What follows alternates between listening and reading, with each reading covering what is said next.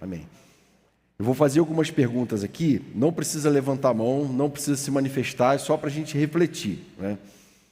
Será que a gente pode dizer que todo mundo que está aqui, nessa sala, nessa noite, é salvo com certeza porque está na igreja numa sexta-feira à noite? Será que a gente pode dizer que todo mundo que frequenta a igreja oceânica é salvo? Só reflete, tá? Para pensar. Será que a gente pode dizer que todo mundo que é batizado, presta atenção, as perguntas estão se aprofundando, todo mundo que já foi batizado nas águas está salvo? Será que a gente pode dizer que, se o cara está, 5 anos como membro da igreja já batizado, ele com certeza é salvo, ele com certeza é convertido, ele teve uma experiência real com Jesus? Será que a gente pode dizer isso? Será que a gente pode dizer que alguém que cresceu no lar evangélico é salvo? Tem um relacionamento real com Deus? Infelizmente, a Bíblia vai mostrar para a gente que não. Vai mostrar para a gente através de alguns textos que o próprio Jesus falou e ensinou que a gente tem que tomar muito cuidado com a ideia de que pertencer a uma religião, frequentar um grupo religioso é sinal de que eu já estou com minha salvação garantida. Jesus ensinou que Ele espera mais do que isso, que Deus espera mais do que isso, que Ele espera um relacionamento real com Ele, que Deus não é convencido por religião, Deus não é convencido pelo meu compromisso religioso de estar toda semana participando de um grupo, não. Ele quer um relacionamento pessoal com Deus. E aí teve um cara que na época de Jesus era uma autoridade religiosa da religião que Jesus pertencia, que era o judaísmo. E esse cara, ele começa a ficar impressionado com Jesus, porque ele fazia milagres. E nesse texto ele fala para Jesus assim: Jesus, você só pode estar vindo da parte de Deus, porque ninguém faz o que você está fazendo se não estiver vindo da parte de Deus. E aí Jesus fala para ele assim: em verdade, eu te digo que se alguém não nascer de novo, não pode ver o reino de Deus. E aí ele fala: como é que o homem pode nascer de novo, já sendo velho? Ele pode voltar para a barriga da mãe? Veja bem que esse diálogo é muito importante, porque ele revela para a gente uma coisa que pode acontecer com alguém que frequenta a igreja, que cresceu a igreja, que aparentemente conhece a Bíblia do início ao fim, conhece todas as histórias, porque frequentou a sala do Kids, frequentou o Teen, já está no Up, já conhece bem. E pode ser que essa relação não seja uma relação com Deus da religião, mas que seja uma relação só com a religião. E Jesus não queria isso. Por isso Jesus estava ensinando para ele que tem uma diferença. E Jesus fala assim: olha, tem 2 tipos de gente no mundo. Tem um tipo de gente que só nasceu uma vez, que só nasceu da carne, que só nasceu da barriga da mãe. E Jesus fala: mas tem um outro tipo de gente que já nasceu 2 vezes. Está acompanhando o raciocínio? Já nasceu 2. Ou seja, existe um outro tipo de nascimento que não é o da barriga da mãe. É o nascimento do Espírito, é alguém que nasce de novo para Deus. E a gente precisa parar e pensar: caramba, Jonathan, será que eu me converti de verdade? Será que as minhas atitudes mostram que eu não estou aqui porque isso aqui é um grupo maneiro, que eu me identifico com a galera? Eu estou aqui porque Deus me alcançou, porque Ele tocou meu coração, porque o pecado hoje é uma coisa que me deixa triste, me faz sentir sujo. E nele eu encontro pureza, nele eu encontro restauração, santidade, redenção, perdão, correção. Sabe por quê, gente? A igreja é um lugar muito gostoso de se estar, por vários motivos. A maior parte das pessoas é bem educada, a maior parte das pessoas é acolhedora. Ah, mas eu conheço a pessoa... Não, é exceção. A maior parte das pessoas é assim, né? A igreja tem eventos sociais, a igreja tem um grupo que eu me identifico, porque a galera é mais ou menos da minha idade. A igreja tem um retiro maneiro. A igreja tem um monte de programação que são coisas maravilhosas. E a Bíblia não ensina nada contra isso, muito pelo contrário. A igreja de Atos gostava tanto disso que todo dia estava junto, no templo e nas casas, né?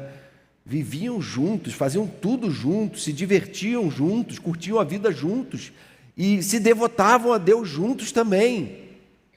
Agora, gente, presta atenção, existe um risco aqui, de a gente estar agregado ao meio social, pelo meio social, por esses atrativos.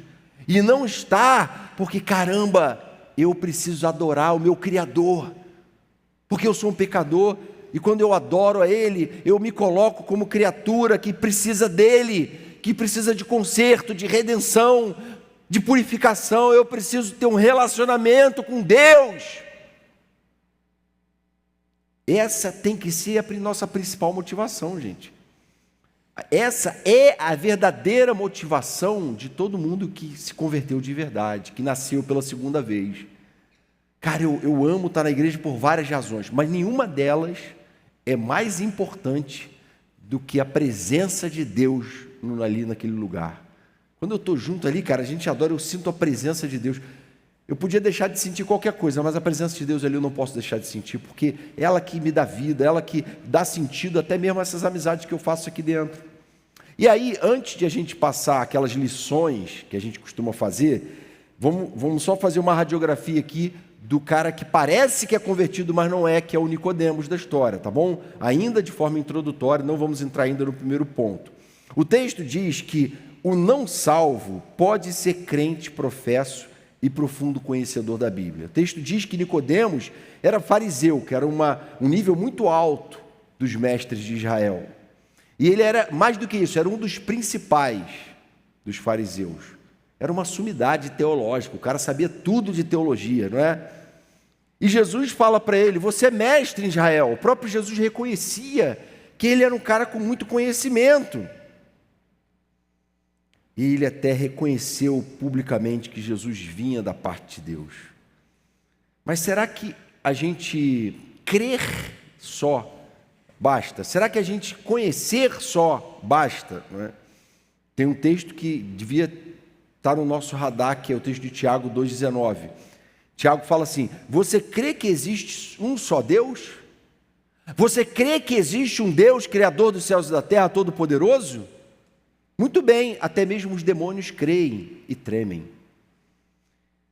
Tiago está falando assim, olha, o simples fato de crer em Deus não torna evidente que você teve uma experiência real com Ele, de que você é salvo. Tem que ter algo mais do que isso, né? Frequentar a igreja, dizer que crê em Deus, isso não é evidência de que nasceu de novo. E isso, irmãos, explica muitas vezes pessoas que a gente fala, cara, essa pessoa está na igreja há tanto tempo, como é que de repente vira a cabeça e começa a fazer um monte de maluquice, começa a barbarizar no pecado, se afunda na lama do pecado de vez, como é que pode isso?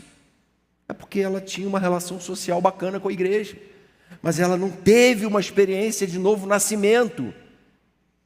E essa experiência, se eu vou sair daqui hoje produzindo alguma crise no coração de vocês, para depois o pastor Clóvis administrar no gabinete com vocês, a crise que eu quero produzir é, caramba, eu não posso ter dúvida nenhuma de que eu sou esse cara que teve uma experiência de novo nascimento.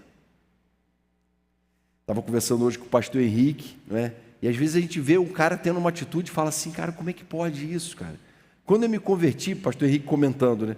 Cara, para mim era só Jesus. Eu me lancei de cabeça. E carnaval, cara, carnaval é retiro, não tem discussão. Mas aí o cara fica, não sei se eu vou, estou pensando ainda se eu vou, estou pensando ainda se eu vou me envolver mais com a igreja. Né? Alguém que nasceu de novo é alguém que se derrama completamente. Outra característica de Nicodemos, ele tinha uma mente dominada pelo racional, porque ele argumenta assim, como é que o homem pode voltar para a barriga da mãe, que papo é esse de nascer de novo? Veja bem, gente, uma pessoa ignorante não entender a figura que Jesus estava trabalhando, beleza, mas ele não era um cara ignorante, ele era um cara muito inteligente, ele conhecia a lei, ele conhecia os profetas. E Ezequiel, que é um profeta antigo, ele dizia assim, eu lhes darei um só coração. Ele fala de uma promessa de Deus, de que Deus daria um só coração para o povo dele, porém um espírito novo dentro deles, tirarei deles o coração de pedra, lhes darei um coração de carne. Ezequiel estava falando assim, vai ter um dia que vocês vão nascer de novo, esse coração duro, de pedra, vai ser substituído por um coração humano, sensível, de carne. Nicodemos conhecia esse texto. Por que ele estava estranhando essa conversa de Jesus? Porque ele estudou tanto teologia que ele estava com uma visão materialista, racionalista. E aí, gente, ele dá mais essa evidência, não é? E é muito comum isso, o cara muito preso à sua racionalidade, que eu sou muito inteligente, eu sou muito questionador, eu sou muito crítico. Esse cara, sem perceber, ele está com os 2 pés na lama. E outra característica dele, para a gente só terminar essa radiografia do cara que parece que é um cara firmeza com Deus e não é. Ele é capaz de resistir à conversão. Jesus fala assim, no verso 11, eu digo a vocês que a gente fala do que a gente viu, a gente dá testemunho do que a gente viu, a gente fala do que a gente sabe, mas vocês não aceitam o nosso testemunho. Nicodemos, você não aceita. Você consegue resistir à conversão. Você consegue não se render a Ele. E às vezes é esse tipo de coisa que impede alguém.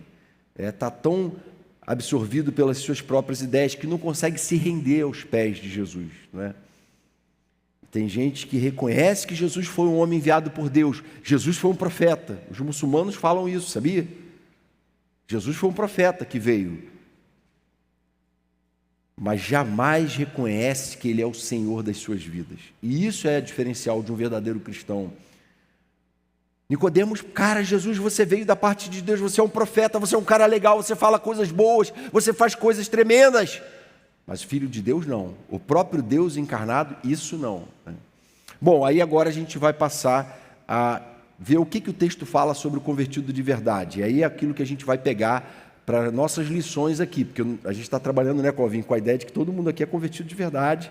A gente é um pastor muito cheio de fé e de esperança, que está todo mundo buscando essa relação real com Deus, coerente, não é? O que é coerência? É ser a mesma pessoa dentro da igreja e fora dela. Isso é ser coerente. Se você é uma pessoa dentro da igreja, quando chega lá vira outro personagem, alguma coisa está errada, está precisando de um novo nascimento, né? Então, o convertido de verdade, em primeiro lugar, no verso 3 diz que eles veem o reino de Deus. Se alguém não nascer de novo, não pode ver o reino.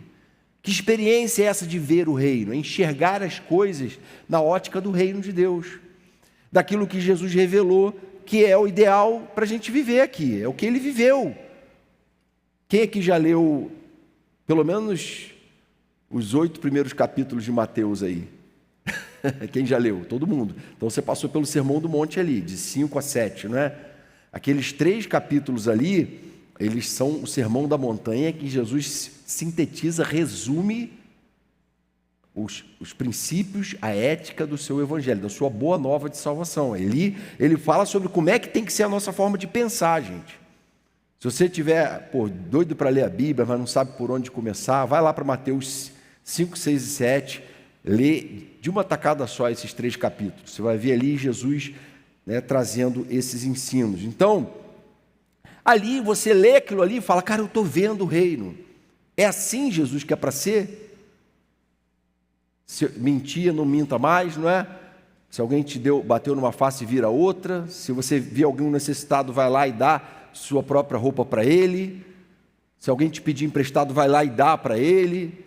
É essa bondade toda que o Evangelho ensina. O reino de Deus, gente, alguns pensam que é um lugar para onde a gente vai quando a gente for salvo, mas Jesus ensinou que ele é uma condição que a gente vive, não é? No verso 5, ele diz assim, se alguém não nascer da água e do Espírito, não pode entrar no reino de Deus. Ou seja, alguém que não só foi batizado, mas teve a verdadeira experiência de novo nascimento, consegue enxergar as coisas com a ótica, com as lentes do Evangelho. E aí vive uma experiência de vida do reino de Deus. Pensa com a mente do reino de Deus, porque vê as coisas como Jesus vê. E esse dá prova de que realmente nasceu de novo. Não consegue questionar se deve obedecer pai e mãe, não consegue mais questionar essas coisas. Isso era o tempo da rebeldia, né? Agora que nasceu de novo, cara, mãe, precisa lavar a louça, peraí, deixa eu ir lá, deixa comigo. Não entendi, ninguém riu, ninguém achou graça. Botar o lixo para fora, fazer o dever de casa, óbvio, porque eu estou enxergando tudo com a lente do reino de Deus. E na lente do reino de Deus, eu tenho que ser responsável, eu tenho que dar conta da minha vida, eu tenho que ter uma presença positiva dentro de casa. Minha mãe tem que olhar para mim e ver Jesus em mim, que se ela não está vendo, tem alguma coisa errada. Tem coisa errada, será que eu nasci de novo mesmo? E esse questionamento, Jesus está tentando provocar aqui em Nicodemos, em mim e em você. Que tipo de vida com Deus é essa que você está vivendo? E aí, gente, tem um texto que é um dos mais pesados da pregação de Jesus, que é Mateus 7, 21, em que ele fala assim, olha, nem todo mundo que me diz, Senhor, Senhor, vai herdar o reino dos céus, mas aquele que faz a vontade do meu Pai que está nos céus.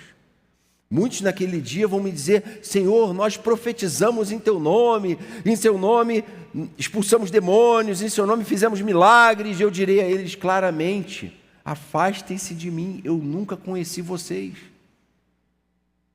Parece que, às vezes os pastores da Oceânica pegam um pouco pesado, né? Fica falando aqui, questionando, fazendo a gente questionar a nossa conversão. Mas não é a gente que faz isso, Jesus fazia isso. Jesus falava, não fica pensando que posar de religioso, de cristão, é legal e Deus está satisfeito com isso. Não. Deus não quer que você convença as pessoas de que você é um cristão. Ele quer que você seja um cristão. E Ele sabe quem é um cristão coerente e quem não é. Ele quer ver os frutos disso. Aquele que faz a vontade do meu Pai que está nos céus. Então, essa é a primeira evidência de um novo nascimento. É alguém que consegue ver o reino, porque entrou no reino, porque enxerga as coisas com a ótica do reino. Deus não pode ser enganado. Tem um tal de pastor de calcinha aí que pensou que estava enganando Deus, né? Enganando um monte de gente. Só que Deus, irmãos, de Deus não se zomba. Ele colocou um cara lá com a câmera e pegou a imagem. Não, é uma investigação. É melhor nem discutir mais, nem ver mais aquilo, que aquilo é um filme de terror, né? Então, quem é convertido de verdade, não zomba de Deus, não acha que está enganando a Deus, é transparente, busca coerência, busca viver com os olhos de quem é cidadão do reino de Deus. Não se contenta com a injustiça, não se alegra com a impureza, né? Paulo falou tudo que é justo, amável, de boa fama, se há alguma virtude, se existe alguma coisa louvável, seja isso que ocupe o seu pensamento. Ganhe as lentes do reino de Deus. Em segundo lugar, os convertidos de verdade vivem em submissão ao Espírito. Olha o que ele fala, verso 8. O vento sopra onde quer, você ouve o barulho que ele faz, mas não sabe de onde ele vem nem para onde vai. Assim é todo o que é nascido do Espírito. O que é nascido do Espírito vive em submissão ao Espírito, e é o Espírito que diz o que eu devo fazer, o que eu não devo. Para alguns, talvez isso pode ser um pouco subjetivo demais, não é? Difícil de definir. Mas talvez você já tenha, no meio de uma decisão de fazer alguma coisa, você, caramba, eu não posso fazer isso, isso é errado. Você se sentiu mal e não fez. E aí, da mesma forma, em outra situação, cara, eu tenho que fazer isso, eu estou impelido a fazer isso, porque eu sei que Deus se agrada disso, isso é bom, e você vai lá e faz. Que direção é essa do coração? De conseguir falar não porque você sabe que é errado e se lançar de todo o coração naquilo que você sabe que é certo. Isso traduz o que Jesus está falando aqui. Quem é nascido do Espírito é guiado pelo Espírito a fazer aquilo que a palavra de Deus recomenda, aquilo que agrada a Deus. E ao mesmo tempo tem um poder dado pelo próprio Deus para falar não porque é errado. João fala isso em 1 João 2,27. Quanto a vocês, a unção que receberam nele permanece em vocês e não precisam que alguém ensine. Está na sua Bíblia isso aí, hein? Presta atenção. Mas como a unção dele recebida, que é verdadeira e não falsa, os ensina acerca de todas as coisas, permaneçam nele. Ele está falando assim, gente, às vezes nossos pais ficam pegando no nosso pé com coisas que a gente tem que fazer, né? Às vezes o pastor Clóvis tem que chamar a atenção de alguns e dar uma corrigida. Às vezes outros líderes da igreja, seu líder de célula, seu discipulador, cara, você fez isso de novo? Não é possível, cara, já está 5 semanas de discipulado, você continua caindo. Vamos orar por isso, para Deus te livrar desse pecado. Continua confessando, continua na luta. Agora, o que João está falando aqui é que quando você nasce de novo, você tem uma unção, que é a presença do próprio Espírito Santo em você. E ele está falando que essa unção, ele ensina coisas que muito antes do seu discipulador chamar a sua atenção e te cobrar uma mudança de comportamento, o Espírito Santo já mostrou isso para você. Você vai chegar no discipulado e falar, cara, já estou aqui há semanas sem fazer isso, porque o Espírito Santo me incomodou tanto. Que Espírito Santo? Aquele que guia quem nasceu de novo. Quem nasceu da água, mas nasceu do Espírito também. Quem foi batizado na igreja, mas quem tem buscado viver uma vida cheia do Espírito de Deus. Quem tem buscado viver como convertido de verdade.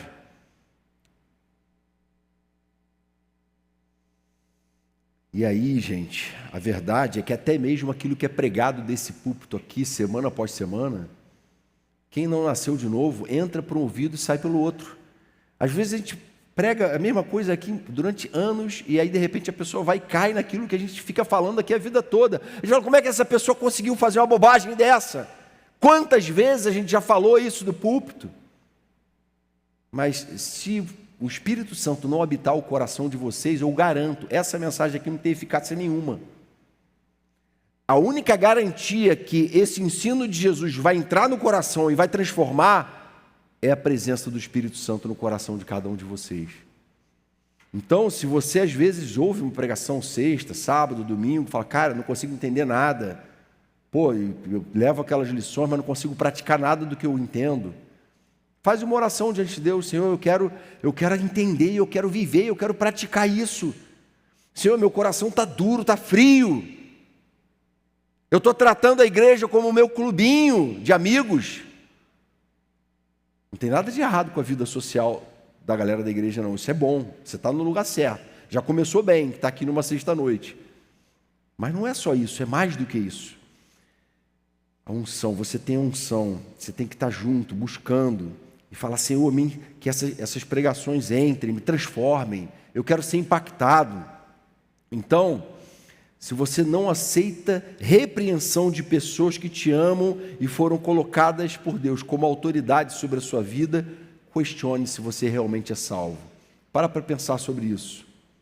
Todo mundo que realmente é salvo pode até engolir em seco, né? Como se fala, cara, que droga, que bronca chata que eu estou levando. Mas ele está certo. Mas o que ele está falando é verdade. Mas eu errei mesmo nisso. Essa atitude é a atitude de quem? De quem nasceu de novo. Consegue enxergar onde errou. Quem nasceu de novo não é uma pessoa inerrante. O cristão de verdade não é uma pessoa perfeita. É uma pessoa que está buscando acertar. É uma pessoa que está na luta contra o seu próprio pecado. E é uma pessoa que está participando de uma família onde todo mundo também é falho. Todo mundo que está pregando aqui desse púlpito também é pecador. Também está na mesma luta que você. Ah, mas ele não vive as lutas que eu vivo hoje. Mas já vivemos, agora a gente está vivendo outras lutas, né, Clovinho? Outra fase da vida, que vocês um dia vão viver. Mas o importante, Jesus fala em Mateus 11:12, desde os dias de João Batista até agora, o reino dos céus está sendo tomado por esforço, e os que se esforçam se apoderam dele. Ele está falando assim, olha, existe uma salvação que é desenvolvida, ela é confirmada por ações de transformação, de mudança de vida, de conversão real. Então, não importa as grandes experiências que você teve no passado, hoje você precisa continuar buscando ter essa experiência real com Deus. E uma última lição, os convertidos de verdade falam do que vivem e vivem o que falam, né? Verso 11, em verdade lhe digo que nós falamos do que sabemos e damos testemunho do que vimos, mas vocês não aceitam o nosso testemunho. Tem uma letra do Fruto Sagrado, a banda do Marcão. Marina está até com a camisa ali do Fruto Sagrado, fazendo propaganda para o Marcão. As letras do Marcão são muito inteligentes e muito bem fundamentadas, né? Ele fala assim, o que a gente faz, fala muito mais do que só falar. E é verdade, né? As nossas atitudes revelam muito sobre nós. Falar é importante, mas as nossas atitudes revelam muito. Tem um outro cara, um filósofo americano, que diz o seguinte, suas atitudes falam tão alto que não consigo ouvir o que você diz. E a gente precisa parar para pensar nas nossas atitudes. O que Jesus está falando para Nicodemos é o seguinte, a gente fala do que a gente sabe, a gente testemunha do que a gente está vendo. O que ele estava vendo, gente? Gente sendo curada, gente se arrependendo, se quebrantando, Deus agindo na vida das pessoas, Deus transformando realidades. Ele está falando, olha, a realidade do reino é uma coisa que eu estou testemunhando. Eu olho para o lado, cara, eu conheço a história de pessoas aqui dentro que tiveram a vida tocada, transformada, gente que estava mausaço no mundo, longe de Deus, e aí se voltou, se entregou, e a vida foi mudada, e quanta gente foi assim. Talvez vocês não tenham tido experiências tão impactantes, porque tiveram alguns, a maioria talvez, o privilégio de crescer na igreja. Mas pede para os pais de vocês contarem a história deles. Quanta coisa Deus fez na vida deles.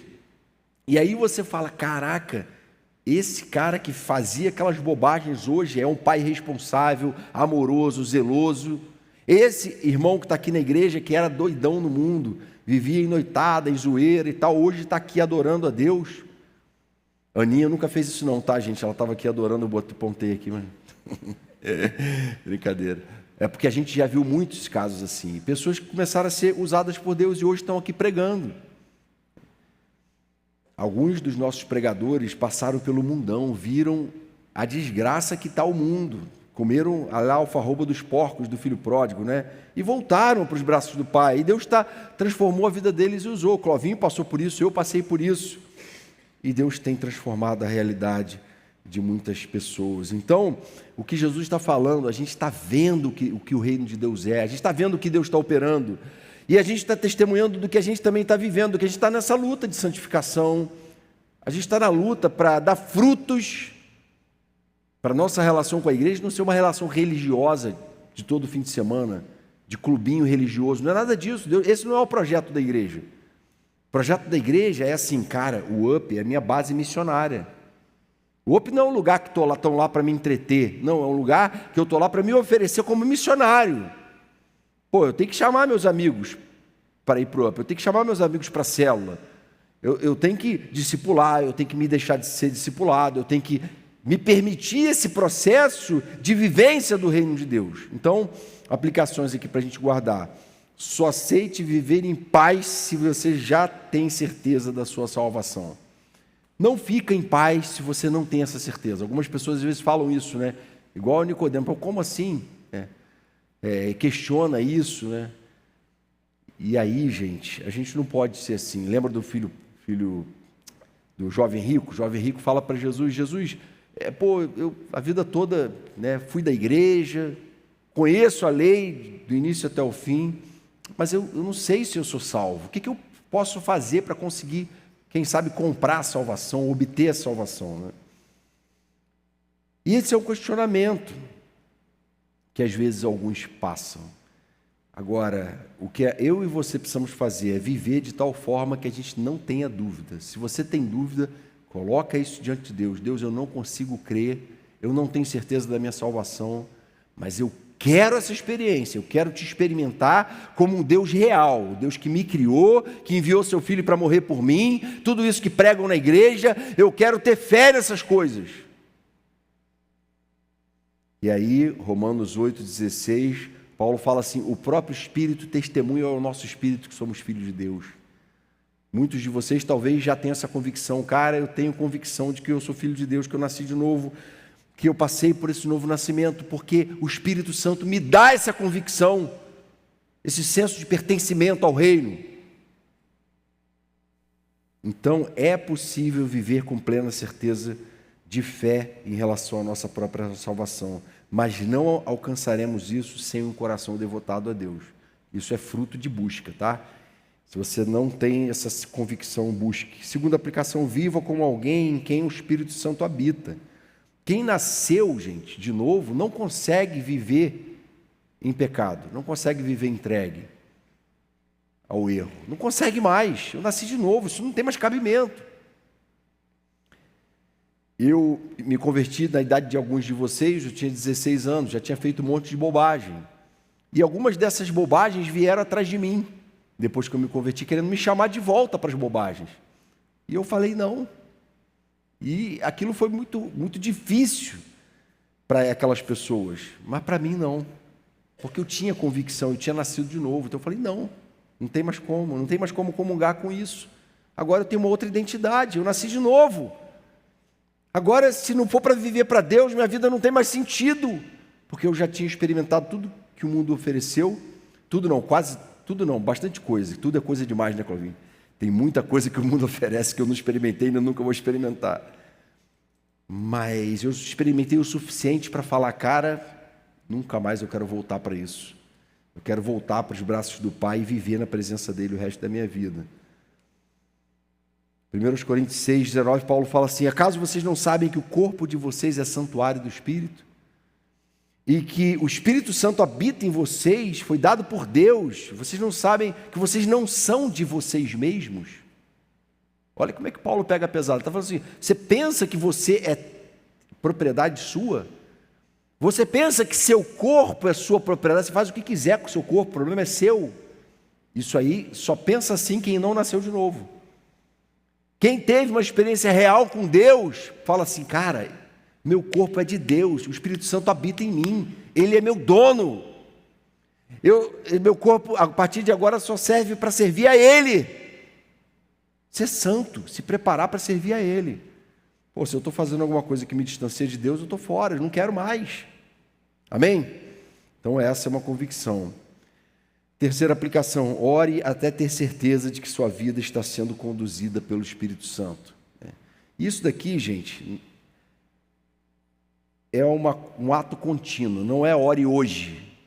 É ore hoje, ore amanhã de manhã, amanhã o dia todo, depois da manhã, continua orando, até que cada vez mais você tenha no seu coração a convicção de que você está vivendo uma vida liberta do pecado e cada vez mais devotada a Deus. Devoção a Deus nunca é demais. Às vezes o Clovinho faz umas aventuras assim, né? Chega do upcamp, vamos embora galera, chegamos do upcamp, agora vamos fazer a vigília sexta. Fala, pelo amor de Deus, Clovinho, como é que você está em pé ainda? Você não tem mais os 15 anos dessa galera. E aí vigília, vamos embora, né? Vamos buscar Deus, né? Parece demais, mas não é. A gente que ama o Senhor, a gente que ama estar na presença dEle, ama buscar Ele, tudo isso flui muito naturalmente, cara. Pô, adoro estar, não tem lugar melhor para eu estar. Quem botou a cabeça para o lado de fora e viu como é que as coisas estão aí, as lógicas, os comportamentos, os absurdos, as perversões, a iniquidade, o pecado, a impureza, gravidez indesejada na adolescência, vício em droga, todo tipo de vício, todo tipo de escravidão, fala, cara, quando eu boto a cabeça para fora, eu falo, eu amo a minha igreja, eu quero estar lá, é lá que é meu porto seguro, é o lugar onde eu sou preparado para a missão, lá é o lugar onde eu sou treinado.